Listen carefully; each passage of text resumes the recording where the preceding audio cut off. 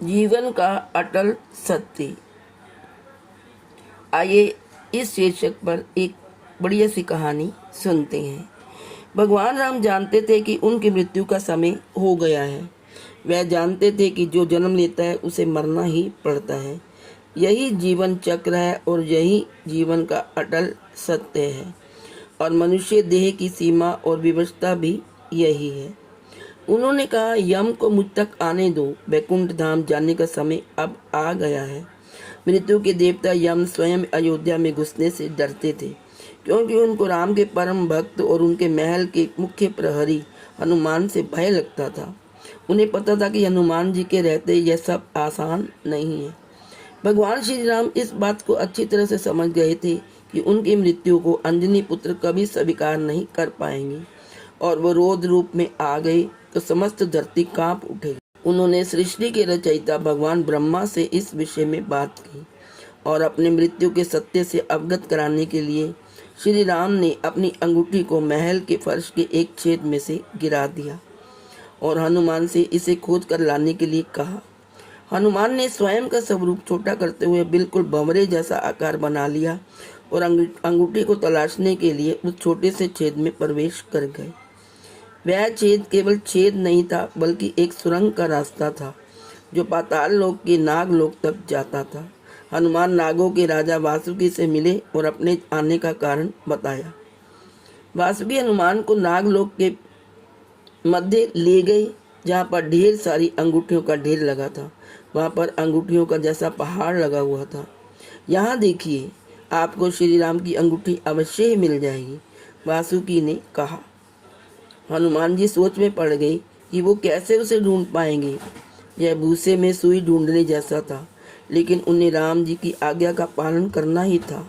तो राम जी का नाम लेकर उन्होंने अंगूठी को ढूंढना शुरू किया। सौभाग्य कहें या राम जी का आशीर्वाद, हनुमान जी की भक्ति, उन्होंने जो पहली अंगूठी उठाई वो श्री राम जी की अंगूठी थी। उनकी खुशी का ठिकाना न रहा। अंगूठी लेकर जाते को हुए, तब उन्हें सामने दिख रही एक और अंगूठी जानी पहचानी सी लगी। पास आकर देखा तो वे आश्चर्य से भर गए। दूसरी भी अंगूठी जो उन्होंने उठाई थी वो भी श्री राम जी की अंगूठी ही थी। इसके बाद तो वो एक के बाद एक अंगूठियां उठाते गए और हर अंगूठी श्री राम की ही निकलती रही। उनकी आंखों से अश्रु द्वारा फूट पड़ी। वासुकी, यह प्रभु की कैसी माया है, यह क्या हो रहा है, प्रभु क्या चाहते हैं। वासुकी मुस्कुराए और बोले, जिस संसार में हम रहते हैं वो सृष्टि व विनाश के चक्र से गुजरती है, जो निश्चित है, जो अवश्यम भावी है। इस संसार के प्रत्येक सृष्टि चक्र को एक कल्प कहा जाता है। हर कल्प के 4 युग या 4 भाग होते हैं। हर बार कल्प के दूसरे युग में अर्थात त्रेता युग में राम अयोध्या में जन्म लेते हैं। एक वानर इस अंगूठी का पीछा करता है, यहाँ आता है और हर बार पृथ्वी पर राम मृत्यु को प्राप्त होते हैं।